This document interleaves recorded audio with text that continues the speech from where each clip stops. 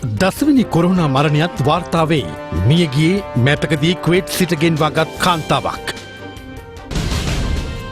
පිටරටින් පැමිණ නිරෝධායනය වූවන්ගෙන් කොරෝනා පැතිරීමේ අවදානමක්. ජාතික කණ්ඩායමේ ක්‍රිකට් ක්‍රීඩකයෙකු මත්කුරුත් සමග හසු වෙයි. තොග වෙළඳුන් සහල් වෙළඳාමෙන් ඉවත්වීමේ සූදානමක්. අපිට මේ සහල් මාෆියාව ඉවර කරලා දෙන්න ආණ්ඩුව මැදිහත් වෙන්න. එහෙම නොවුනොත් අපි හාල් ගන්න නැග හාල් විකුණන එක නවත්තනවා. මංගල උත්සව පැවැත්වීමේදී නව නීතිමාලාවක්. සහභාගීත්වය 100කට සීමා කෙරේ.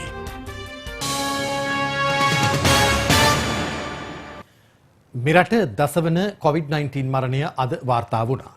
එලෙස මිය ගියේ කුවේට් සිට පැමිණ ත්‍රිකුණාමලය නිරෝධායන මධ්‍යස්ථානයේ රඳවා සිටි කාන්තාවක්. මේ අතර අද දිනේදීත් මෙරටින් නව කොරෝනා වෛරසය ආසාදනය වූ රෝගීන් 41 දෙනෙකු හඳුනාගත්තා.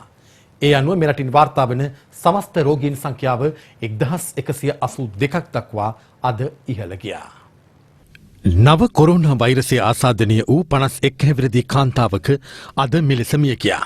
කුවේට් සිට පැමිණි ඇය ත්‍රිකුණාමලය නිරෝධායන මධ්‍යස්ථානයට පැමිණ තිබුණේ ඉකුත් 21 වෙනිදායි. රජයේ ප්‍රවෘත්ති දෙපාර්තමේන්තුව සඳහන් කළේ අද දහවල් ඇය මරණයට පත් වූ බවයි. ඇයට වෛරසය ආසාදනය වී තිබූ බවට තහවුරු කරගෙන ඇති බව සෞඛ්‍ය සේවා අධ්‍යක්ෂ ජනරාල් විශේෂඥ වෛද්‍ය අනිල් ජාසිංහ මහතා සඳහන් කළා. ඇගේ අවසන් කටයුතු නිරෝධායන නීති රීතිවලට අනුව සිදු කිරීමට නියමිතයි. මේ අතර නව කොරෝනා වෛරසය ආසාදනය වූ රෝගීන් 477 දෙනෙකු මේ වන විට මෙරට රෝහල් කිහිපයක ප්‍රතිකාර ලබනවා. තවත් රෝගීන් 695 දෙනෙකු මේ වන විට සුවය ලබා පිටව ගොස් තිබෙනවා. ඒ අනුව මියගිය රෝගීන් 10 දෙනාට ඇතුළුව මෙරටින් වාර්තා වූ සමස්ත රෝගීන් සංඛ්‍යාව 1182ක්.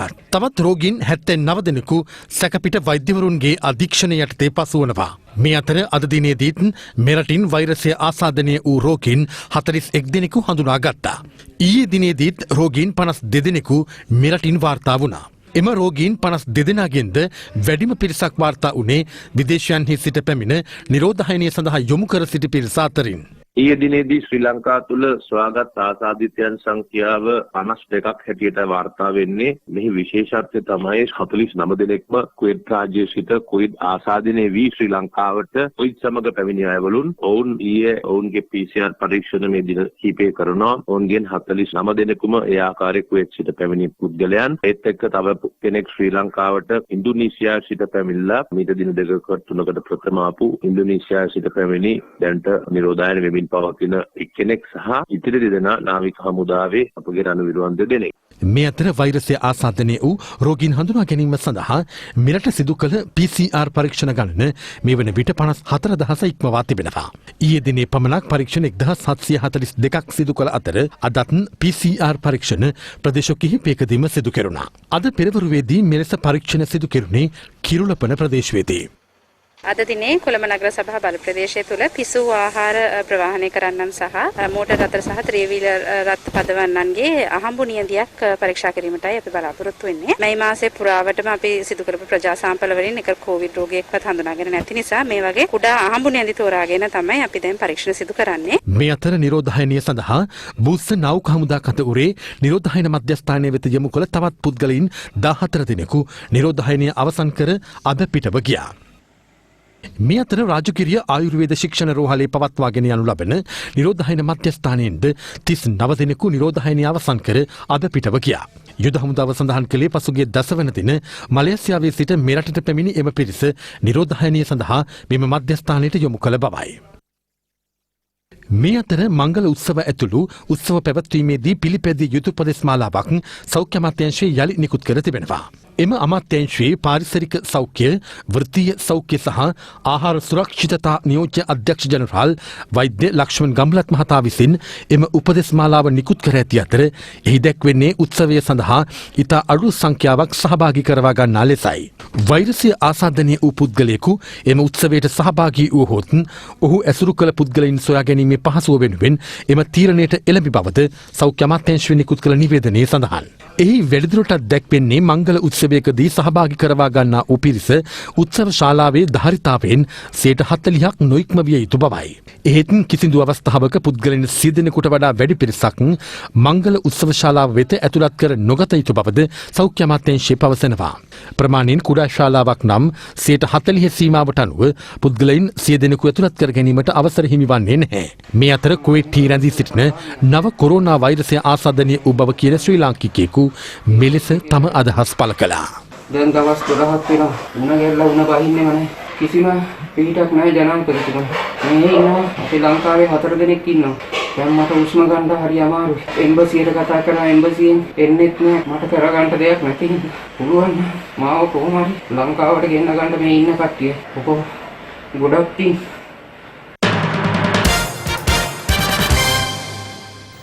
මේ අතර කටාර් රාජ්‍යයේ සිට ශ්‍රී ලාංකික ගුවන් මගීන් 275 දෙනෙකු රැගෙන අද ශ්‍රී ලංකාව බලා පිටත් වීමට නියමිතව තිබූ ගුවන් ගමන හදිසියේ අත්හිටුවා තිබෙනවා. එම යානය දිවයිනට ළඟා වීමට නියමිතව තිබුණේ හෙට අලුයම් කාලයේදී. නැවත දැනුම් දෙනතුරු එම ගුවන් ගමන කල් දමා ඇති බවයි කටාර් තානාපති කාර්යාලය හරහා ශ්‍රී ලංකාවට පැමිණීමට සූදානමින් සිටි මගීන්ට දැනුම් දී තිබෙන්නේ. මේ අතර කුවේට්හි සිට ශ්‍රී ලාංකිකයන් ගෙන්වා ගැනීම සම්බන්ධයෙන්ද මතුව ඇති තත්ත්වය පිළිබඳව අප විදේශ කටයුතු පිළිබඳ ජනාධිපති අතිරේක ලේකම් අද්මිරාල් මහාචාර්ය ජයනත් කොළඹගේ මහතාගෙන්ද විමසීමක් කළා. විදේශ රටවල සිටින ශ්‍රී ලාංකිකයන් මෙරටට රැගෙනීම සම්බන්ධයෙන් සිදු කළ යුතු යම් සීමා කිරීම් පිළිබඳව රජය තීරණයක් ගනු ඇති බව සෞඛ්‍ය අධ්‍යක්ෂ ජෙනරාල් විශේෂඥ වෛද්‍ය අනිල් ජාසිංහ මහතා පවසනවා. ඔහු පෙන්වා දෙන්නේ කිසියම් කාල පරතරයක් තබාගෙන ඔවුන් මෙරටට ගෙන්වා ගැනීමෙන් නිරෝධායන කටයුතු අපහසු නොවනු ඇති බවයි. COVID-19 වෛරසය ලෝපුරා පැතිර යාමත් සමග බොහෝ ශ්‍රී ලාංකිකයින් පිරිසක් ඒ රටවල සිරවුණා. කටුනායක ගුවන්තොටුපළ වසා දැමීමත් සමග ඔවුන්ට ශ්‍රී ලංකාවට පැමිණීමට නොහැකි තත්ත්වයක්ද උදා වුණා. කෙසේ වෙතත් පසුගියදා රජය යම් කණ්ඩායම් වලට ප්‍රමුඛතාවය දෙමින් ඔවුන් ශ්‍රී ලංකාවට ගෙන්වා ගැනීමට කටයුතු ආරම්භ කළා. ඒ අනුව සාක්කලාපයේ රටවල් වන ඉන්දියාව, නේපාලය, බංග්ලාදේශය, පාකිස්තානය යන රටවල් හැරුණුකොට බ්‍රිතාන්‍ය, ජපානය, මාලදිව ඉන සිංගප්පූරුව, එක්සත් අරාබි එමිරාජ්‍යය, මලේසියාව, ඕස්ට්‍රේලියාව, තායිලන්තය, මියන්මාරය, ඉන්දුනීසියාව, කුවේට් සහ රුසියාවෙන් මේ වන විට ශ්‍රී ලාංකිකයින් රැසක් මෙරටට පැමිණ තිබෙනවා. මේ අතර නවසීලන්තය, ඇමරිකාව, කැනඩාව සහ නෙදර්ලන්තයේ සිටි ශ්‍රී ලාංකිකයින් පිරිසක්ද වෙනත් රටවල් හරහා මෙරටට පැමිණ ඇති අතර ඔවුන් සියලු දෙනා නිරෝධායන කඳවුරු වෙත යොමු කෙරුණා. අද අලුයම් කාලයේ රුසියාවේ මොස්කව් නුවර සිට පැමිණි 181 දෙනාත් සමග මේ වන විට 5485 දෙනෙකු මෙරටට පැමිණ ඇති බව ජනාධිපති විදේශ කටයුතු පිළිබඳ අතිරේක ලේකම් මහාචාර්ය අද්මිරාල් ජයනත් කොළඹගේ මහතා පවසනවා. කෙසේ වෙතත් කුවේට් සිට පැමිණි නිරෝධායන කඳවුරු වෙත යොමු කළ පිරිස අතරින් ඊයේ දිනේදී 49 දෙනෙකු කොවිඩ් ආසාදිතයින් ලෙස හඳුනාගෙන තිබෙනවා. මේ අනුව පෙනී යනවා මේ විස බීජය ඒ රටෙන් රැගෙනවිත් තියෙන බව. දැන් මේ මෑත කාලය ගත්තහම ඉන්දුනීසියාව, කුවේට්, ඊළඟට ඩුබායි, ඉන්දියාව මේ රටවල් වලින් ආසාදිතයින් 72ක් වාර්තා වෙලා තියෙනවා. ඒ නිසා මේ බාහිරින් පැමිණෙන පුද්ගලයන්ගේ ආසාද සංඛ්‍යාව වැඩිවීමක් මේ කාලය තුල පෙන්눔 කරනවා. විශේෂයෙන් පිටරටින් පැමිණෙන උදවියගේ PCR පරීක්ෂණ සැලකිය යුතු ලෙස කරන්නට සිද්ධ වෙලා තියෙනවා. මේ අතර කුවේට් සිට පැමිණ ත්‍රිකුණාමලය නිරෝධායන කඳවුරේ නිරෝධායනය වෙමින් සිටි කොවිඩ් ආසාදිත 51 හැවිරිදි කාන්තාවක් මිය ගොස් තිබෙනවා. කෙසේ වෙතත් සමාජයේ කොවිඩ් අවදානම තවදුරටත් පහව ගොස් නොමැති බව ශ්‍රී ලංකා වෛද්‍ය පර්යේෂණ ආයතනයේ අධ්‍යක්ෂ වෛද්‍ය ජයරුවන් බණ්ඩාර මහතා පවසනවා. මේ වසංගතය තවමත් මේ රට තුළ සමාජගතව තියෙන්න පුළුවන්. අනාරක්ෂිත රටවල් වල ඉඳන් අපේ රටේ එන සමහර පිරිස් වලට මේ මෑත දින කීපයේ පවා කොවිඩ් ආසාදිතේ පොසිටිව් උදවිය හම්බ වුණා. විශේෂයෙන්ම මැද පෙරදිග රටවල ඉඳලා ආපු පිරිස් අතර. රෝග ලක්ෂණ පෙන්වන්න නැතුව නිරෝධායන කාලය තුලම ඉඳලා එළියට යන්නටත් පුළුවන් යම්කිසි විදියකින් අපිට හමු නොවෙච්ච රෝගය. ඒ වගේමයි රෝග ලක්ෂණ පෙන්වන්න නැතුව සමාජගතව රෝගීන් තවදුරටත් ඉන්න පුළුවන්. ඔවුන්ගෙන් තවත් කෙනෙකුට රෝගය වැළඳෙන්න පුළුවන්. එහෙම වැළඳුනොත් එහෙම ඒ පුද්ගලයාට රෝග ලක්ෂණත් එක්ක රෝගය පතුරවන්න පුළුවන් ආසාදිතෙක් වෙන්න ඉඩකඩ තියෙනවා. මේ තත්ත්වයේ හේතුවෙන් ඉදිරියේදී විදේශ රටවල සිට මෙරටට ශ්‍රී ලාංකිකයින් රැගෙන ඒමේදී රජය මේ පිළිබඳව අවධානය යොමු කර තීරණයක් ගනු ඇති බවයි සෞඛ්‍ය අධ්‍යක්ෂ ජනරාල් විශේෂඥ වෛද්‍ය අනිල් ජාසිංහ මහතා පවසන්නේ. ප්‍රධාන ප්‍රශ්නය වෙන්නේ මේ වගේ විශාල සංඛ්‍යාවක් වාහනෙන් එන අය කොවිඩ්-19 ආසාදිතයින් වුණාම අපේ නාවික හමුදා ගැටලුවක් තවම යම් ප්‍රමාණයකට තිබියදී ඒ වගේම අපගේ නිරෝධායන කඳවුරු සන්තුෂ්තව තිබෙන තත්වයක් තුළ අපහසුකම් පැමිණෙනවා. ඒ නිසා මම හිතන්නේ රජයේ තීරණයක් ගනී මේ පිටරට සිට මේ රැගෙන එන අය මීට වඩා සීමා කළා යම්කිසි පරතරයක් ඇතුව රැගෙන ඒම සඳහා. මේ අතර මුහුදේදී ඉන්දිය දිහිවරයන් සමග මෙරට දිහිවරයන් විවිධ ගනුදෙනු වල නිරත වන බව හෙළි වී ඇති අතර ඒ හරහාද නැවතත් කොරෝනා වෛරසය සමාජය තුළට පැමිණීමේ අවධානමක් මතුව තිබෙනවා. කුවේට් සිට පැමිණෙන මකීන්ගෙන් COVID-19 ආසාදිතයින් වැඩි වශයෙන් වාර්තා වන බව සෞඛ්‍යාංශ පවසනවා. මේ අතර කුවේට් සිට ශ්‍රී ලාංකිකයින් ගෙන්වා ගැනීම සම්බන්ධයෙන්ද මතුව ඇති තත්ත්වය පිළිබඳව අප විදේශ කටයුතු පිළිබඳ ජනාධිපති අතිරේක ලේකම් අද්මිරාල් මහාචාර්ය ජයනත් කොළඹගේ මහතාගෙන් විමසීමක් කළා. ඉතින් දැන් අපිට මේ විශාල පිරිසක් එකවර කුවේට් රජයෙන් පැමිණි ආසාදිතයන් කියලා හඳුනා ගැනීමට හැකි වෙලා තියෙන අපි කරපු PCR පරීක්ෂණ වලින්. ඉතින් ඒක නිසා අපිට දැන් මුලින්ම කරන්නට වෙන්නේ ඒ හඳුනාගත් පිරිසට ප්‍රතිකාර කරන එක, ට්‍රීට්මන්ට් කරන එක.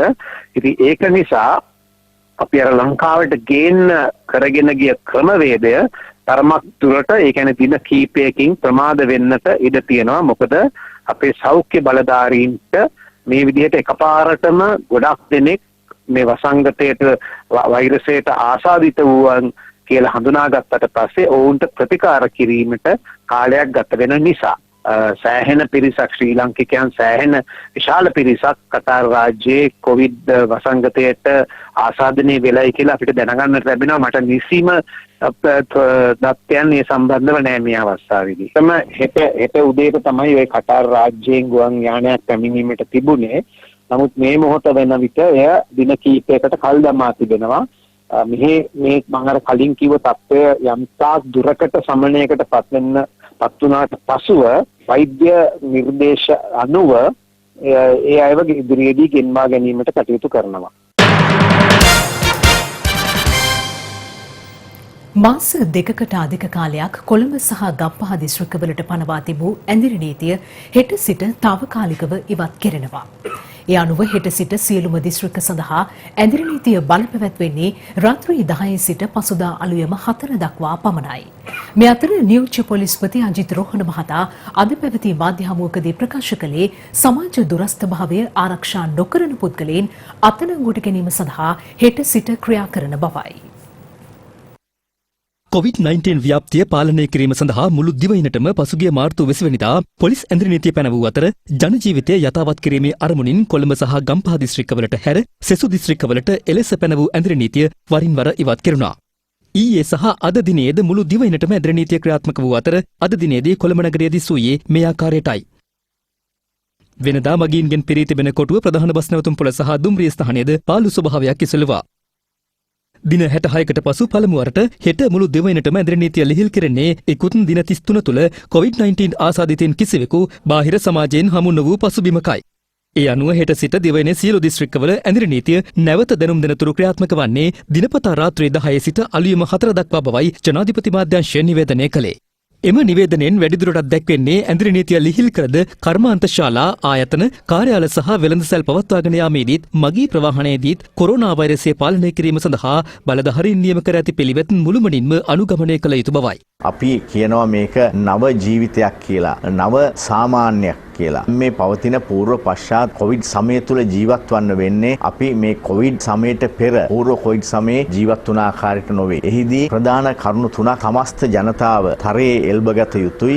මේ කියන සමාජ පරතරය, ශ්වසන ආචාර ධර්ම සහ අපගේ දෙයත්වල ස්වස්ථතාවය අපි කියන හෑන්ඩ් හයිජීන් කියලා. අද දිනේ හෝ හෙට දිනේ තවත් වැදගත් වූ මාර්ගෝපදේශ 50ක් සෞඛ්‍ය අමාත්‍යාංශයේ වෙබ් අඩවියට මුදා හරිනවා. ඉතින් මේ මාර්ගෝපදේශ පිළිපැදීම අවශ්‍ය වෙනවා. එය ඉදිරියේදී නීතිගත වෙයි. මේ මාර්ගෝපදේශවලට පිටුපෑවොත් එහෙම නැවත ඇත්ත වශයෙන්ම කොවිඩ් අනතුරකට පත් වෙනවා. මේ අතර හිට සිට කොළඹ සහ ගම්පහ දිස්ත්‍රික්ක හැර සෙසු දිස්ත්‍රික්ක අතර ගමනාගමනයට අවසර හිමි වනවා. ඒ අනුව අන්තර් පළාත් බස් සේවා වණ්ඩ හෙට සිට ආරම්භ කිරීමට කටයුතු යොදා ඇති බව අමාත්‍ය මහින්ද අමරවීර මහතා පැවසුවා. හෙට දිනේ ගම්පහ කොළඹ දිස්ත්‍රික්කය හැරෙනකොට අනිත් දිස්ත්‍රික්ක අතර අන්තර් පළාත් ගමනාගමනයට අවසර දෙනවා. ළංගමෙන් බස් රථ 5000කට වැඩි ප්‍රමාණයක් හෙට දිනේ ධාවනය වෙනවා. පෞද්ගලික බස් රථත් අපි විශ්වාස කරන වැඩි ප්‍රමාණයක් හෙට දිනේ ධාවනයට එක් වෙයි කියලා. යම් අසාර්ථකභාවයක් ඇතිවීමේ අවදානමකුත් තියෙනවා. මොකද මේ කොළඹට සහ ගම්පහට ඇතුල් වෙන්න තිබෙන අවසරය නැති නිසා මම ඉල්ලා සිටිනවා මගී ජනතාවගෙන් අත්‍යවශ්‍ය කටයුතු වලට පමණක් පුළුවන් තරම් එන්න. කොළඹ සහ ගම්පහ හැරෙන්න ඒ ප්‍රදේශවල 60%ක ප්‍රමාණයක් ධාවනය සිදු වේවි. කොළඹ සහ ගම්පහ ප්‍රදේශවල 40% බස් රථ ධාවනය වී හැබැයි වැඩිපුර බස් රථ ධාවනය සිදු වෙන්නේ නැහැ. ප්‍රධාන තැන් වලින් ඇවිල්ලා නැවැත්තුවට පස්සේ ජනතාව අතරමං වෙනවා. මීගමුවේ නැවැත්තුවා, නිට්ටිපුවේ නැවැත්තුවා, අවිස්සායලේ නැවැත්තුවා, පානදුරේ නැවැත්තුවා. එතකොට මේ සියලු ප්‍රදේශවලින් නැවතවර බස් රථ සේවාවක් ක්‍රියාත්මක වෙනවා. හෙට දින කොළඹ බලා දුම්රිය 27ක්, ප්‍රධාන මාර්ගයේ දුම්රිය 10කුත්, මුදුබඩදා මාර්ගයේ දුම්රිය 9කුත්, පුත්තලම් මාර්ගයේ දුම්රිය 2කුත්, කැලණිවැල් මාර්ගයේ දුම්රිය 5කුත්, උතුරු මාර්ගයේ 1 දුම්රියක් ලෙස ධාවනය යොදවා ඇත. වැඩිපුර ආසන ප්‍රමාණයක් මෙම දුම්රියවල වෙන් කර ඇති අතර ඒ සඳහා රාජකාරියට පැමිණෙන ඕනෑම අයෙකුට පවතින ආසන වෙන් කරවා ගැනීමේ හැකියාව ඇත. පළමුව පැමිණෙන්නාට පළමුව සේවය කිරීමේ පදනම මත එම ආසන වෙන් කිරීම සඳහා අදාළ දුම්රිය ස්ථාන වෙත මේ වන විටත් උපදෙස් දී මෙම දුම්රිය 27 නගරාන්තර ශීඝ්‍රගාමී දුම්රිය දෙකත් යොදවා ඇත්තේ කොළඹ බලා පැමිණෙන කාර්යාල සේවය සඳහා රජයේ සහ පෞද්ගලික අංශයේ කාර්ය මණ්ඩලය සඳහායි. අප මේ වනතෙක් සාමාන්‍ය මහජන සඳහා කොළඹ බලා කිසිදු අයෙකු ප්‍රවාහනය නොකරන අතර ඉදිරියේදී සෞඛ්‍ය අංශ සමග සාකච්ඡා කර ගනු ලබන තීරණ මත සාමාන්‍ය මහ ජනතාව ප්‍රවාහනය කිරීම සඳහා අවශ්‍ය කටයුතු කරනු ලැබේ. සිකුරාදා වෙනකොට අපේ අය දුම්රිය කාලසටහන් හදලා තිබුණේ මේ සතියේ ඇඳිරි නීතිය දිගට තියනවා කියන හිතලා. නමුත් ඇඳිරි නීතිය සිකුරාදා තමයි තීරණය කරේ ලිහිල් කරන්නේ. එතකොට අපේ අය නිවාඩු ගිහිල්ලා ඉවරයි. දැන් ආයේ දුම්රිය බාධාරින් අද හන්දෑව තමයි එන්නේ කෝච්චි දුවන්නේ. කාලසටහන දැන් සංශෝධනය කරන්න ඒගොල්ලෝ පියවරක් ගත්තේ නැහැ ඇඳිරි නීතිය ලිහිල් කරා. මේ නිසා දැන් හෙට දවසේ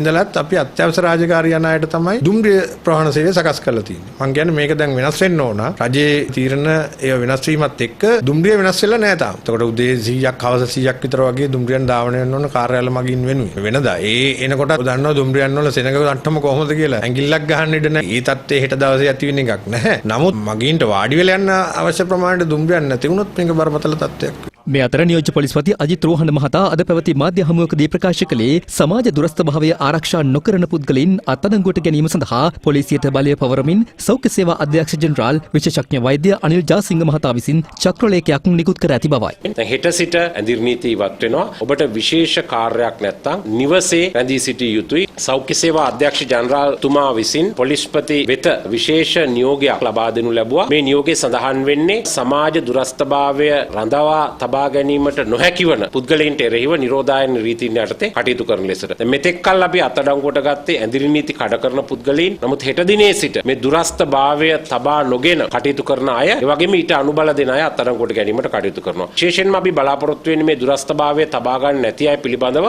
ඉලෙක්ට්‍රොනික සාක්ෂි නැත්නම් වීඩියෝ සාක්ෂි වලින් එම නඩුව අධිකරණ ඉදිරියට ගෙන යාමට එවැනි නියෝගයකට පටහැනිව කටයුතු කරන යම් කෙනෙකුට මාස 6ක හිරදඬුවමක් ලැබෙනවා. මේ නිරීක්ෂණය කරා රටබී මහල් සහ වයින් ස්ටෝස් ආශ්‍රිතව ඉතාම තදින් මේ නීතිය ක්‍රියාත්මක කිරීමේ අවශ්‍යතාවය තවමත් අපි අවසර ලබා දී නැහැ. සම්බාහන ආයතන කාය වර්ධනාගාර විවෘත කිරීමට, නගර වීදි ආශ්‍රිතව තියෙන පිසු ආහාර සපයන හෝටල් බක්කි කඩ විවෘත කිරීමට හැකියාවක් ලැබෙන්නේ නැහැ. සිනමා ශාලා සම්බන්ධයෙන් එවැනි නිර්දේශයක් ලැබෙන්නේ නැහැ. මොකද සමහර ආයතන විවෘත කිරීමට සෞඛ්‍ය බලධාරීන්ගෙන් අවසර ලබා ගන්න ඕනේ. සමහර දේ සම්බන්ධයෙන් ස්වයං ප්‍රකාශනයක් ලබා දී ආරම්භ කිරීමේ හැකියාවක් තියෙනවා. ඒ නිසා මේ සියලු කරුණු සඳහා සෞඛ්‍ය අමාත්‍යාංශයේ වෙබ් අඩවියට පිවිසෙන්න කියන කාරණේ තමයි දැනුම් දෙන්නේ. හෙට සිට ඒ කුලී රථ ධාවනය කිරීමේ හැකියාවක් තියෙනවා. නමුත් එහිදීත් සමාජ දුරස්ථභාවය වැදගත් වෙනවා. ත්‍රිරෝද රථයක ගමන් කරන්න පුළුවන් වෙන්නේ පිටිපස රියදුරා අරුණුකොට වැඩිහිටියන් දෙදෙනෙකුට පමණයි. සාමාන්‍ය කුලී මෝටර රථයක නැත්නම් කාර් එකක ගමන් කරන්න පුළුවන් වෙන්නේ රියදුරා හැරුණුකොට තිදෙනෙකුට පමණයි.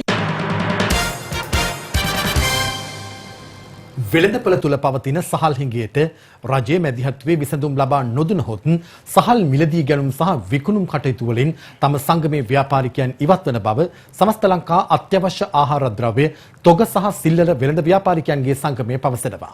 එම සංගමේ සම්බන්ධීකරණ නිලධාරී ගිහාන් රෝෂණ මහතා පවසන්නේ වීමෝල් හිමියන්ගේ මාෆියාවට හසු නොවී ආණ්ඩුව පාරිභෝගිකයන් වෙනුවෙන් සහල් ආනයනය කළ යුතු බවයි. සුදුකකුළු නාඩු සම්බා ඇතුළු සහල් වර්ග කිහිපයක වෙළඳපළ හිඟය කෘතිමව නිර්මාණය කරන ලද්දක් ද යන්න සෙවීම සඳහා පාරිභෝගික සේවා අධිකාරිය පොලිස් විශේෂ කාර්ය බලකායද සමගින් පසුගියදා පොළොන්නරුව ප්‍රදේශයේ ප්‍රධාන වීමෝල් පරීක්ෂාවට ලක් කළා. එහිදී මෙරට ප්‍රධාන වීමෝල් හිමිකරුවෙකු වන ඩඩ්ලි සිරිසේන මහතාට අයත් වීමෝල් සංකීර්ණයද විශේෂ පරීක්ෂාවකට ලක් කෙරුණා. 98 එකදරේ අමුව කරපුවා අපිට ඒ විදිහට ඒක කරන්න බෑ. 1 බිලියන් අපි මගේ ලොස් එක. මම කොහොමද කරන්නේ? මම හිරේ යනවා මොළවා. දැන් මේ වෙලා තියෙන්නේ දැන් ආල් ඔක්කොම වෙලඳු හංගලා තියෙනවා. 89 බිල දානවා. හැබැයි මගෙන් ගන්නව අර ගන්නට. කෝල් එක දීපුවාම 95ක් වෙන කිලෝ එකක්. දැන් පොඩ්ඩක් එකක් බලන්න ඕනේ.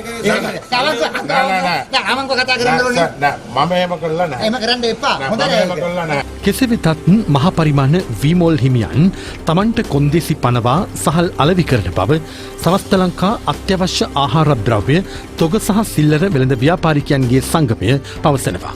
මේ තියෙන යාළුවගේ බිල් තියෙනවා. අපි සාක්ෂි අතුව කියන්නේ මේ 89 කියලා බිල දාලා ඒගොල්ලන් කියනවා ඊළඟට යටින් දානවා හිඟ ණය මුදලක් කියලා. තව එකක් තියෙනවා බිලක්. මේ බිල තියෙන්නේ කෝල් කරලා කියනවා ආල්වල මිල කීයද කියලා. කිලෝ ගාන විතර මේකේ දාලා එවනවා. ෆෝන් එකෙන් තමයි කෝල් කරලා තමයි කියන්නේ මිල කීයද කියලා. ඒක අපි දැම්මාට බැංකුවට දැම්මට පස්සේ තමයි අපිට හාල් ටික එවන්න ඊගොල්ලන්ට පුළුවන් දවසේ. ගන්නව නම් නාඩු 150ක් ගත්තොත් කීරි සම්ප 150යි. ඒක රුපියල් 89 ගාන නාඩු දෙනවා. නාඩු 95ට දෙනවා. කීරි සම්ප 120ක් ගන්න ඕන කියලා කොන්දේසියක් දානවා. ඉතින් මේවා කොන්දේසි නෙමෙයි මේවා මොනවද මේ? අපිත් යම්කිසි තද තීරණයක් ගන්න පුළුවන් මේ වෙලාවේදී. හාල් ටික අපට හරියට වෙලාවට දුන්නේ නැත්නම් නියම වෙලාවට අපි එක්ක ආණ්ඩුවෙන් ඉල්ලනවා පිටරටින් හාල් ටික ගෙනත් දෙන්න කියලා. අපි උගනන්න. අපිට මේ සහල් මාෆියාව ඉවර කරලා දෙන්න ආණ්ඩුව මැදිහත් වෙන්න. එහෙම නොවුනොත් අපි හාල් ගන්න නැක හාල් විකුණන එක නවත්තනවා.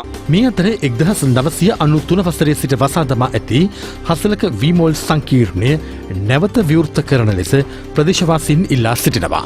මේ වගේ විශාල ආයතන මෙවැනි තත්ත්වයකින් විනාශයට පත් වීම අපිට දකින හැම වෙලාවකම ඉතාම කනගාටුයි. 93න් පසුව මේ සිටිය සියලුම සේවකයන්ට රාජ්‍ය ගාස්තු වශයෙන් වන්දි මුදලක් දීලා ඔවුන් අයින් කරා. මේ අවස්ථාව වෙන විට පුද්ගලික ව්‍යාපාරයන් වීමෝල් හිමියන් ගමන්ට හිතුමතේට වී මිල පාලනය කරනවා, හාල් මිල පාලනය කරනවා. රජය මේකට මැදිහත් වෙලා මේ වීමෝල් සංකීර්ණයේ රජය යටතටගෙන ගොවි ජනතාවට සහනයක් සහ සහල් පාරිභෝගිකයන්ට සහනයක් වෙන වැඩපිළිවෙලක් සකස් කරලා දෙනවා නම් ගොඩාක් හොඳ සේවයක් වෙයි. හදිසි ආපදාවලට මුහුණ දීම සඳහා සෑම නිවසකම ආපදා මල්ලක් සූදානම් කර තබාගත යුතු බව ආපදා කළමනාකරණ මධ්‍යස්ථානයේ නියෝජ්‍ය අධ්‍යක්ෂ ප්‍රදීප් කොඩිපිලි මහතා පවසනවා. මේ අතර අද සිට කුඩා යාත්‍රාවලට දීවර කටයුතුවල නිරත වීමට දීවර දෙපාර්තමේන්තුව අවසර ලබා දුන්නා. මෙරටට බලපෑ අයහපත් කාලගුණ තත්ත්වයේ සහ අම්ෆන් සුලිකුණාටුව හේතුවෙන් දීවර කටයුතුවල නිරතවීම තාවකාලිකව නවතා දැමීමට දීවර දෙපාර්තමේන්තුව පසුගියදා පියවර ගත්තා. මෙවන විට කාලගුණ තත්ත්වයේ යහපත් තත්ත්වයේ පැවතීම හේතුවෙන් කුඩා යාත්‍රාවලට දීවර කටයුතුවල නිරතවීමට අද සිට අවස්ථාව උදා වෙනවා. ගාල්ල අම්බලන්ගොඩ ඇතුළු දිහිවර වරායන් රැසක දිහිවරයන් සිය දිහිවර ආම්පන්න සකස් කර ගැනීම අද උදෑසන සිට ආරම්භ කළා.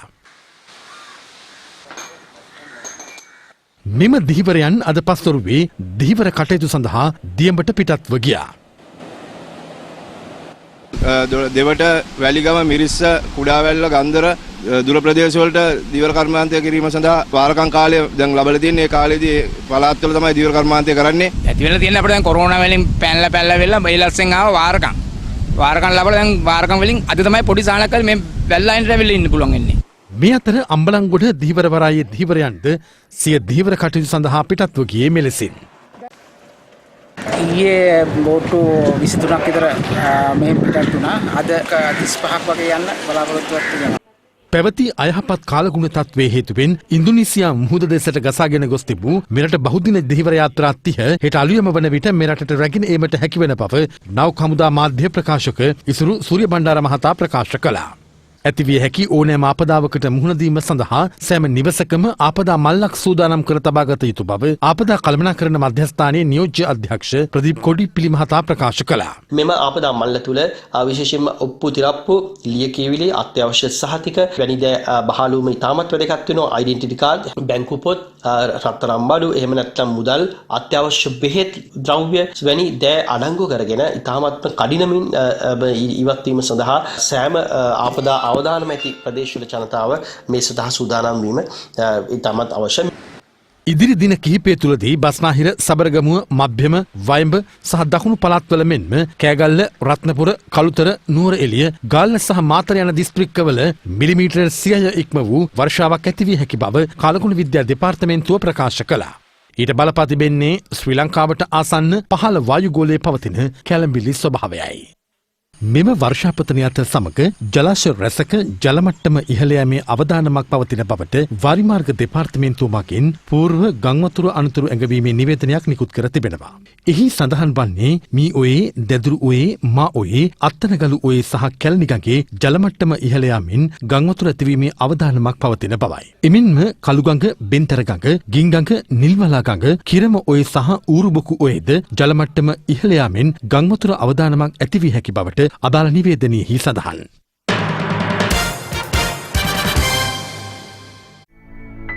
මේ සොබාදහම ජීවිතය කියා දෙන කාලයයි.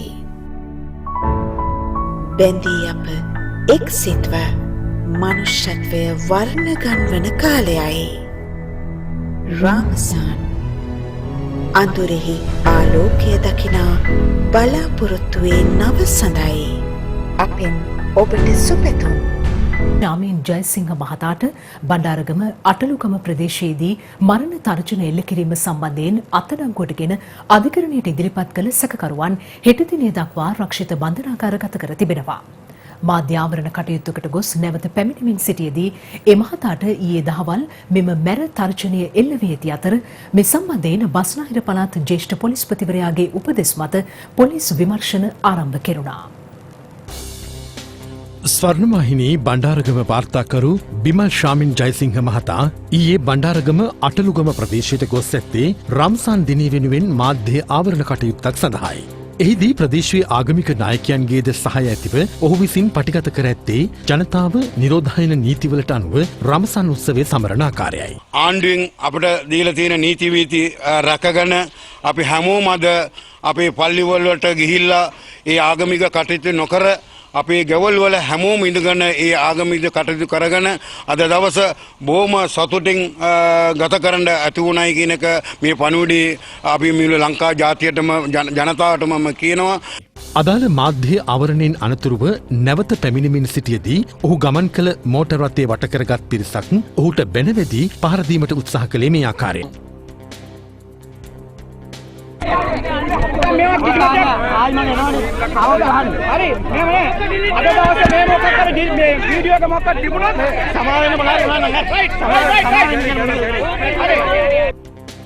එහි සිටි පිරිසක් බිමල් ශාමින් මහතාව මුදාහැරීමට උත්සාහ කළද ප්‍රචණ්ඩකාරී ලෙස හැසිරුණු තවත් කණ්ඩායමක් ඒ වළක්වමින් ඔහුට මරණ තර්ජන එල්ල කළ බවයි පැවසෙන්නේ.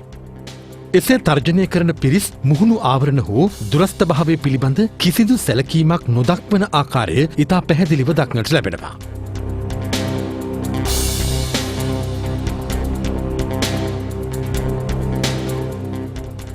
පසුව ඔහුට එම ස්ථානයෙන් පිටවයාමට හැකිවන්නේ ප්‍රදේශයේ ආගමික නායකයින් ඊට මැදිහත් වී ඔහු මුදා ගැනීමෙන් අනතුරුවයි.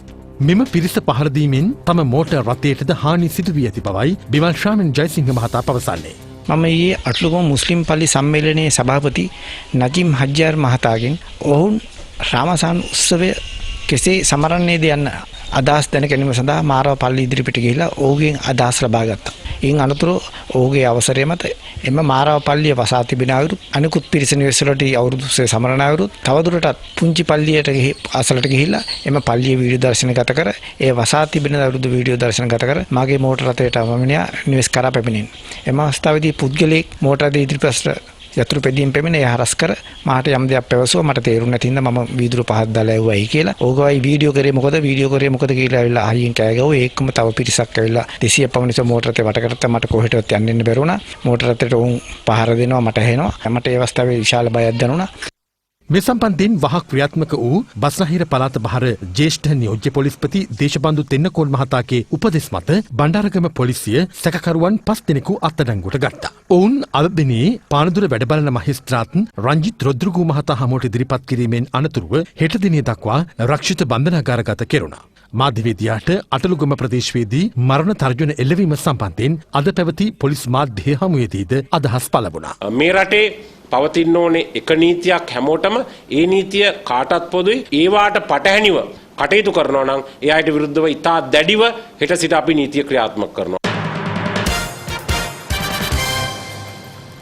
රටේ වර්තමාන ආර්ථික තත්ත්වය පිළිබඳව රජය වහා ජනතාව දැනුවත් කළ යුතු බව එක්සත් ජාතික පක්ෂ නායක රනිල් වික්‍රමසිංහ මහතා පවසනවා.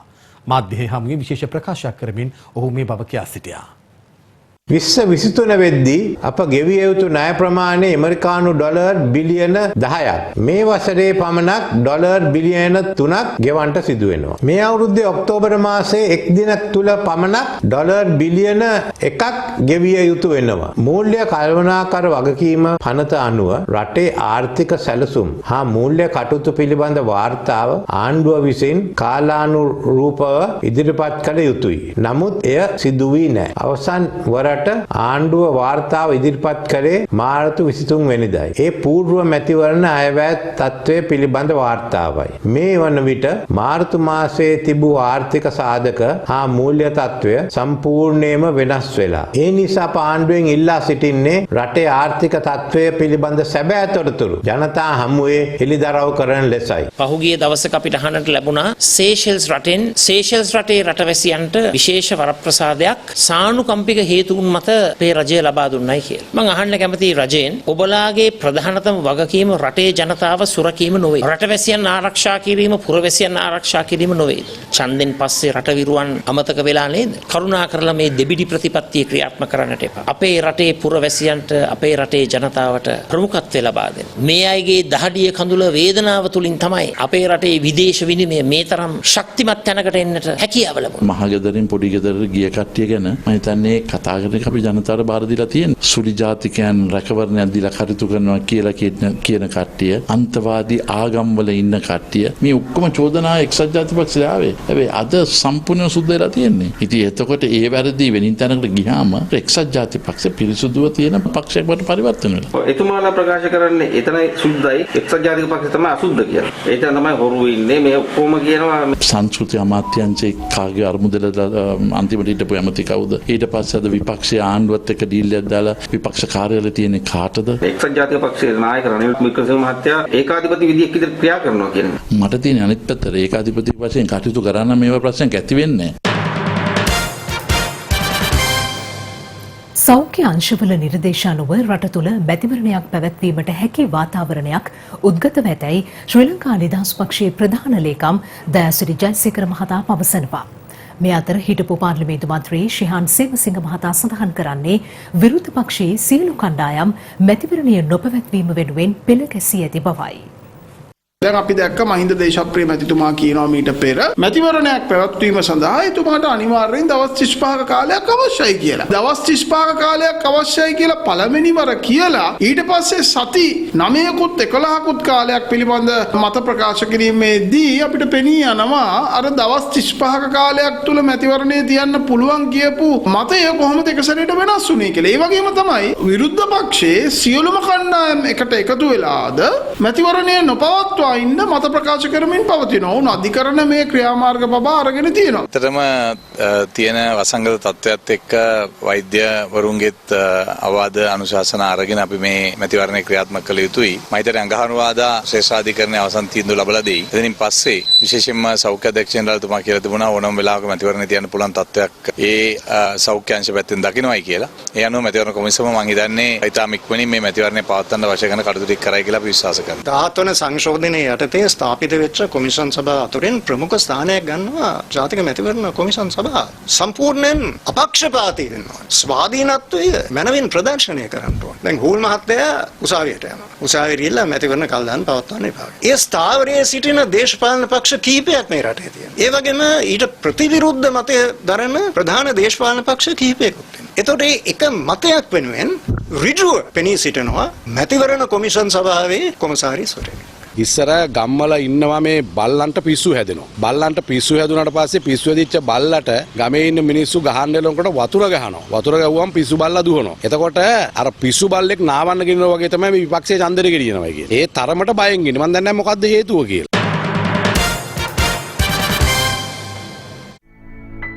මේ සොබාදහම ජීවිතය කියා දෙන කාලයයි. බැඳී අප එක් සිත්ව මනුෂ්‍යත්වය වර්ණගන්වන කාලයයි. රාමසාන් අඳුරෙහි ආලෝකය දකිනා බලාපොරොත්තුවේ නව සඳයි. අපෙන් ඔබට සුපැතුම්. ලිට්‍රෝ ජාතික ලිපගිනි සැපයුම. We at NIBM lead you to meet the universe. We innovated a digital campus to embrace both virtual and in-class learning. We deliver you great teaching methods to inspire deep thinking. Our goal is to enhance your success with blended learning. Join us, nibmworldwide.com. නව life බොයි olive විෂ වලින් 100%කින් වැඩි ආරක්ෂාවක්. Life බොයි ආරක්ෂාවෙන් නොබියව ඉදිරියට. නව fair and lovely. එහි ඇති vitamin B3, B6, C සහ E මගින් ඔබේ සමටත් HD ග්ලෝ එකක්. නව ෆෙයාර් ඇන්ඩ් ලව්ලි ඇඩ්වාන්ස්ඩ් මල්ටිවිටමින්. දරුවන්ගේ ප්‍රියතම පානය මයිලෝ දේශීය නැවුම කිරිවලින් සුරක්ෂිතව නිපදවන අතර විටමින් B පෝෂණයත් අඩංගුයි. සුරක්ෂිත බව ගැන සිතන කාගේ තේරීම මයිලෝ. Pears baby සබන් සමය ඇති විෂ බීජ සුමුතුව සෝදා හරිමින් පැටියගේ soft සම සොරකිනවා.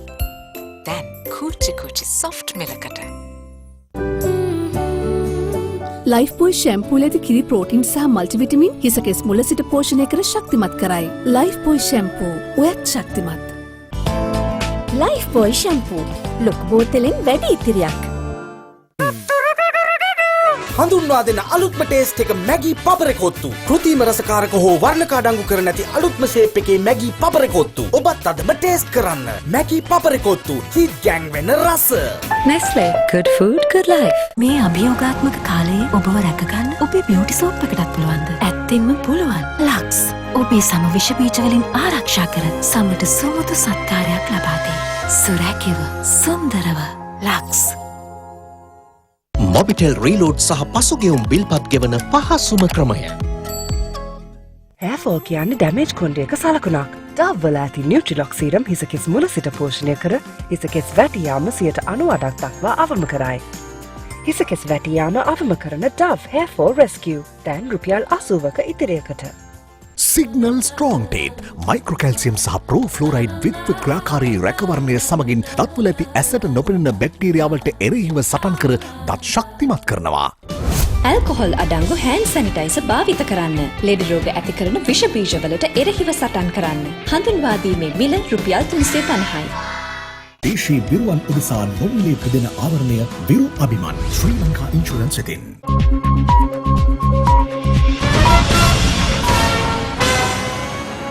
This is Live at 8. තවත් දේශීය පුවත් කිහිපයක් දැන්. තේදලු නිලමින් සිටි වතුකම්කරුවන් පිරිසකට එල්ල වූ බඹර ප්‍රහාරයකින් තිදරු මවක් ජීවිතක්ෂයට පත්ව තිබෙනවා. මෙලෙස ජීවිතක්ෂයට පත් වුණේ හැටන් දික්කොය වතුයායේ පදිංචිව සිටි 52 වෙනිදි කාන්තාවක්.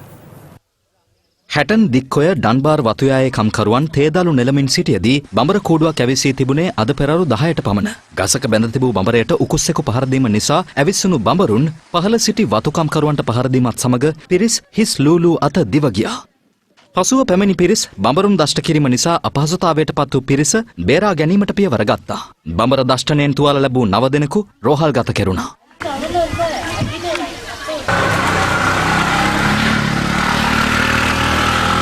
පල්ලම වැටලා හිටියේ.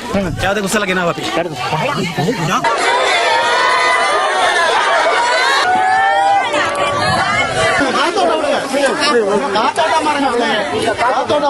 ඒ අතර කාන්තාවන් 6 දෙනෙකුද සිටි අතර ඉන් 52 වෙනිදි වියේ පසු කාන්තාවක් මිය ගියා.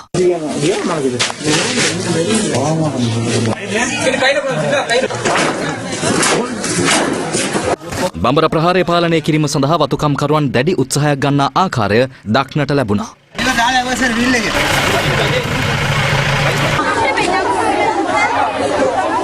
මේ හේතුවෙන් අද දිනේ එම වතුයායේ එක් කොටසක තේදලු නෙළීමේ කටයුතු తాවකාලිකව ඇන හිටි බවයි අප වාර්තාකරු සඳහන් කළේ. මේ දවස්වල මුළු ලෝකයේම කතා කරන්නේ කොරෝනා වෛරසය ගැන. අපේ රටෙත් කොරෝනා වෛරසය ජීවිත 10ක් බිලි අරන්. නමුත් කොරෝනා වලටත් වඩා ප්‍රබල වෛරසයක් අපේ රටේ මිනිසුන් පිළිගන්නවා. ඒ තමයි මාරාන්තික හදිසි අනතුරු වෛරසය. කොරෝනා වෛරසයේ ව්‍යාප්තිය ආරම්භුනේ චීනයේ වුහාන් නගරයෙන්. කොරෝනා වෛරසයට පෙර මාරාන්තික ඉබෝලා, SARS සහ ඉන්ෆ්ලුවෙන්සා වෛරස පිළිබඳව ලෝකේ කතා කළා. අපේ රටේ ජනතාව කොරෝනා වලට කලින් එවැනි වසංගතයන් ගැන කතා කළේ ඩෙන්ගු ව්‍යාප්තියත් සමග. කොරෝනා වෛරසයටත් ඩෙන්ගු වසංගතයටත් වඩා ප්‍රබල ශ්‍රී ලාංකිකයින් පිළිගන්නා වෛරසයක් ගැන විශේෂඥ වෛද්‍යවරුන් පෙන්වා දෙනවා. අපි රට වහලා තිබ්බ කාලේ ඇත්තටම කොරෝනා නිසා 9 දෙනෙක් මිය ගියා. ඒ වගේම රට වැසීම නිසා හදිසි අනතුරු වලින් විශාල ප්‍රමාණයක් ජීවිත බේරුණා. කොරෝනා වලට කලින් සාමාන්‍යයෙන් අපේ රටේ හදිසි අනතුරු වලින් දවසකට මිය යන සංඛ්‍යාව හැම පැය 4කටම එක්කෙනෙක් මිය යනවා. ඒ කියන්නේ දවසකට 6 දෙනෙක් මිය යනවා අවම වශයෙන්. දැන් යලිත් ඒ පරණ තත්ත්වෙටම එමින් පවතිනවා. ඒක හරියම කනගාටුදායක තත්ත්වයක්. දැනට ලංකාවේ රිය අනතුරු වලින් සිදුවන ජීවිතහානි වෛරස් හෝ වසංගත රෝග වලින් මිය යන සංඛ්‍යාවට වඩා වැඩි බව වෛද්‍යවරුන් පවසනවා. අපරීක්ෂාකාරී රිය ධාවනය, නොයිවසිලිමත් බව, මාර්ග නීති පිළි නොපැදීම මාර්ග අනතුරු රැසකට හේතු වී තිබෙනවා. අපේ රටේ සිදුවන රිය අනතුරු වලින් 90%ක්ම වළක්වා ගත හැකි ඒවා බවත් මත්පැන් භාවිතය නිසා ජීවිත අත්දැකීම් රහිත තරුණ ජීවිත යතුරුපැදි සහ ත්‍රිරෝධරත අනතුරු හේතුවෙන් අහිමි වන බවත් පොලිසිය පෙන්වා දෙනවා. කොළඹ රථවාහන පොලිසියේ දත්තවලට අනුව ජනවාරි 7 වෙනිදා සිට පෙබරවාරි 7 වෙනිදා තෙක් පොලිසියට වාර්තා වූ රිය අනතුරු සංඛ්‍යාව 36ක්. ඉන් පුද්ගලයින් 40කට වැඩි පිරිසක් මිය ගිය බවත් 50කට ආසන්න පිරිසක් බරපතල තුවාල ලබා ඇති බවත් සඳහන්. කෙසේ නමුත් මෙරට කොරෝනා වෛරස ව්‍යාප්තිය සිදු වූ කාලය තුළ මහමාර්ග භාවිත කළ රථවාහන සංඛ්‍යාව ඉතා අඩු වීම හේතුවෙන් රිය අනතුරු නිසා සිදු වූ මරණ සංඛ්‍යාව අඩු වී තිබෙනවා. ලයිව් ඇට් වලින් අපිව අප්ඩේට් කරනවා SMS වල අද දවසේ මෙතෙක් කොරෝනා රෝගීන් සංඛ්‍යාවක් මේ රටේ දැනගත්තා. හැමදාම අපි දන්නවා මෙතෙක් කොරෝනා රෝගීන් සංඛ්‍යාවක් අද වෙනකොට ඉන්නවා. මෙතරම් රෝගීන් සංඛ්‍යාවක් සුව වෙලා ගියා. ඒ වගේ ජනතාව දැනුවත් කරනවා. මොකද රටේ මිනිස්සු දන්නේ නැහැ. හිතන්නේ මේ කොරෝනා වලින් විතරයි මේ යන්නේ අනිත් දේවල් වලින් මේ යන්නේ නැහැ කියන එක. විශේෂයෙන් මේක හදිසි අනතුරු වලින් ඇත්තටම වළක්වා ගත හැකි මරණ. තරුණ මරණ තමයි වැඩිසරම වෙන්නේ.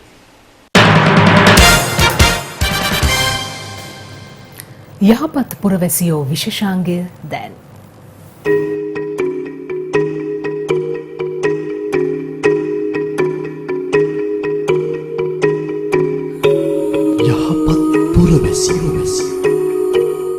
කොරෝනා වෛරසයේ බලපෑමෙන් දෛනික ආදායම් අහිමි වූ අසරණ පවුල් 300ක් සඳහා සහල් සහ මුදලින් රුපියල් 10 බැගින් ලබා දීමේ වැඩසටහනක් පසුගියදා පන්නල පල්ලේගම ශ්‍රී ශාසන වර්ධනාරාමේදී පැවැත්වුණේ විහාරාධිපති රාජකීය පණ්ඩිත ගලහිටියේ විජිත ස්වාමින් වහන්සේගේ අනුශාසකත්වයෙන් සහ ඉතාලියේ පදිංචි දානපතියෙකු සහ ගම් ප්‍රදේශයේ පදිංචි දානපතියෙකුගේ පරිත්‍යාගයෙන් COVID-19 සෞඛ්‍ය හා සමාජ ආරක්ෂණ අරමුදලට අදත් පරිත්‍යාග කිහිපයක්ම ලැබුණා. තවහෝල් රංගහල පදනමේ සේවක මණ්ඩලයේ දිනක වැටුප අග්‍රාමාත්‍ය මහින්ද රාජපක්ෂ මහතා වෙත පරිත්‍යාග කළේ එහි අධ්‍යක්ෂ ජනරාල් නීතිඥ ඩග්ලස් සිරිවර්ධන මහතා විසින්. තවහෝල් පදනමේ වත්මන් සභාපති ධුරය දරන්නේද මහින්ද රාජපක්ෂ මහතායි.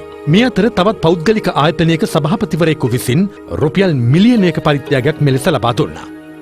මේ අතර COVID-19 මර්ධනයට මෙරට සෞඛ්‍යංශ ඉටු කරන මෙහෙයට සහාය දක්වමින් මෙරට ප්‍රමුඛතම සංනිවේදන සම්පාදකයා වන ඩයලොග් ආසියාටා සමාගම රජයේ සෞඛ්‍ය පද්ධතිය ශක්තිමත් කිරීමට Samsung ඩයලොග් සහ My Doctor ඇප් හරහා නොමිලේ ටෙලිමෙඩිසින් සේවා සැලසීමට සම්බන්ධතා පහසුකම් සෞඛ්‍ය අමාත්‍යාංශයට ලබා දුන්නා.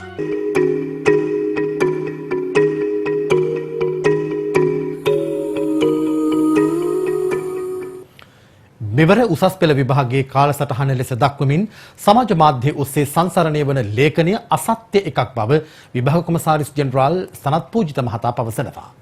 ඒ සමගින් දැන් රටවටින් අට.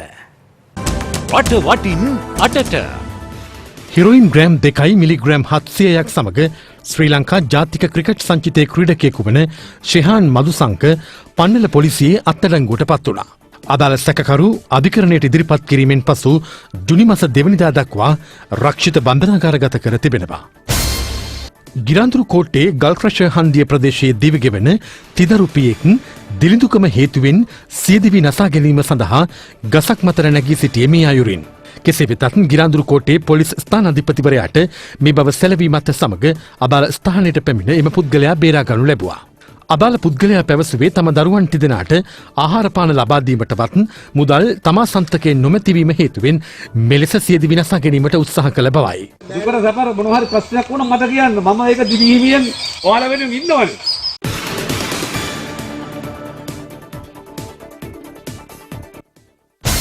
දැරණියගල සපුමල් කන්දවත්ත උඩ කොටසේ නිවසකින් අතුරුදන් වූ එළ ගවයෙකු සහ වසුපැටවකු තල්දුව නාපාවල ප්‍රදේශයේ ගව ඝාතනාගාරයක සිටියදී දැරණියගල පොලිසිය විසින් සොයාගනු ලැබුවා. මේ සම්බන්ධයෙන් සැකකරුවන් 5 දෙනෙකු සමග ගවයින් ප්‍රවාහනය කළ ලොරි රථයද පොලිස් භාරයට ගෙන ඇති අතර අතුරුදන්ව සිටි සත්වයින් දුටු ගවයන්ගේ හිමිකරු සංවේදී වූයේ මේ ආකාරයෙන්. මේ ආරම්භ දින මට බේරලා දුන්නාට මේ සොලර් මට පෙන්සිද්ධාරි වෙනවා. වවුනියාව බෝගස්රව ප්‍රදේශයේදී මව් ඇතින්නකින් අතරමං වූ මාසයක් පමණ වයස ඇති ඇත්පැටවකු වවුනියාව වනජීවී නිලධාරීන් විසින් ඊයේ සොයාගත්තා. මෙම ඇත්පැටවා ගිරිතලයේ ඇත් අතුරු සෙවණට රැගෙන යාමට වනජීවී නිලධාරීන් කටයුතු කළා.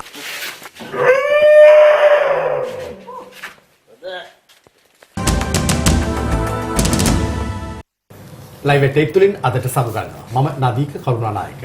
මම චවිකා ගුණසේකර. සුබ රාත්‍රියක්.